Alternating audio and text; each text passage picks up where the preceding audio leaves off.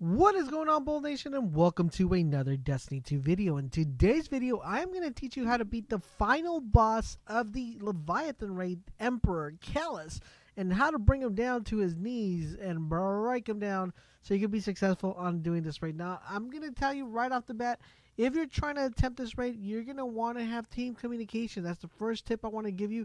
Make sure almost everybody should have a mic.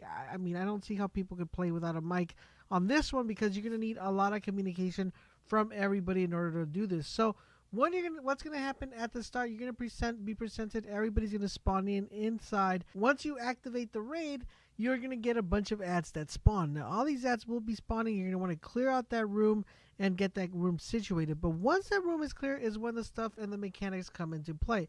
There is a total of 4 platforms within the raid or within the main room. You're going to want to memorize these platforms where they are, even though if you're still in the main room, when you get teleported, you're going to be able to memorize each symbol. Now, there's a cup symbol, there's a puppy symbol, like I like to call it, there's an axe symbol, and there's a sun symbol. Now, all these 4 symbols are represented of what you need to do in the following stations. So once you clear the room, all 6 people will get teleported into the purple room, or the skull room, like I like to call it. Once you get teleported to this room, there's going to be 3 orbs. You're going to have to decide which 3 people are going to be going back to the main room and which 3 people are going to stay in the purple room. Now, once you decide this, the best way to decide this is deciding who has the most DPS. You're going to want to send whoever has the most DPS back to the main room and keep the people with the less DPS in the purple room. So I'm going to explain each room in different stages. Let's talk about first the purple room. So if you did not pick an orb, you have been chosen by your team to be part of the purple room. So welcome, guys. Congratulations on being part of the purple skull squad. So what's going to happen is the following. There's going to be some sort of kind of cylinder thing in front of your feet, and this is going to prevent you from being sucked into the face of the evil emperor. Now, as soon as they pick up the orbs, you are going to get pulled in and sucked in. As soon as this happens, you're going to notice that there's going to be ads that spawn. You're going to notice that there's going to be some scions that spawn, and there's also going to be the little bubble guys, like I like to call them, that also spawn. What you're required to do in this room are 2 things. One is kill the ads, and number 2, name the symbol that appears on the head of the emperor.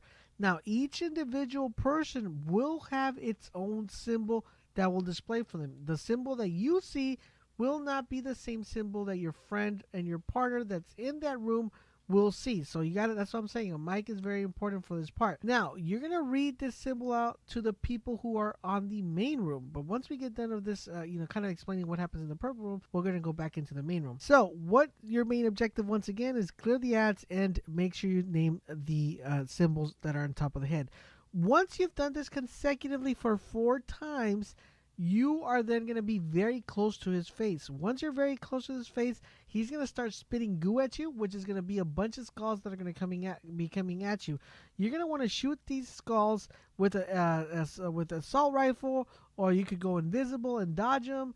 But you're just going to want to make sure you survive, because the faster you get pulled off from that room is going to be dependent on the people on the main room. And that is what we're going to be talking about, the people in the main room right now. So if you are in the main room, fellas, you are the chosen ones with the most DPS. Congratulations for all that grind and all that hard work.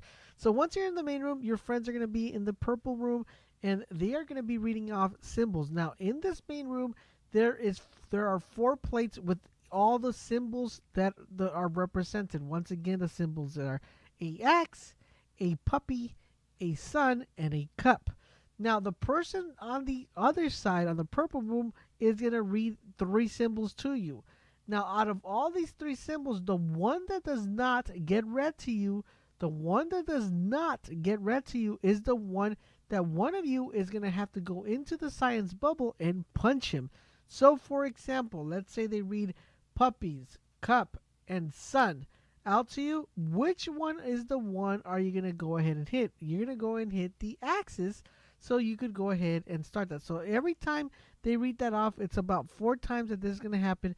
You're going to want to have one person in charge of punching that symbol that does not get named. But not only that, you're also going to be confronted with a bunch of ads. You're going to want to make sure you keep a close tab on your ammo and that you're clearing ads as all of this is going.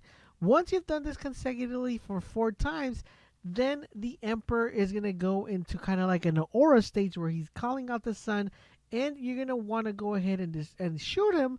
Only 3 people are going to be at this time. Shoot him to be able to cancel his solar eclipse or his solar call to the wild. Once you cancel that solar to the wild, the people who are on the purple room will then go ahead and get pulled back into the main room. Now, you're going to want to go ahead and pick 4 of the platforms. So on each of the platforms, all of your team, all 6 of you, are going to want to stand in one platform at a time. When you stand on this platform, you're going to have a chance to do DPS. You're going to have to shoot him until he raises his arm. Once he raises his arm, you are then going to want to go ahead and jump from that platform to another platform. And then same thing once again, DPS him till he pulls out his arm, jump from one platform to another, and so forth. And it's just a process of rinse and repeat after that. But it gets trickier, guys, as we progress. Once he's half health, but it gets trickier, guys, as we progress through the raid, because once he is to half health, you are then going to be in charge of the following. You're going to do the same thing, but this time that you come around, instead of just pulling his hand up, you're going to notice that his hand becomes a mechanical part. You're also going to be able to notice that his chest has opened up and that he is a robot. You're going to want to go ahead and start hitting him in the chest, and that is going to be his crit spot instead of his head, like in the beginning stages.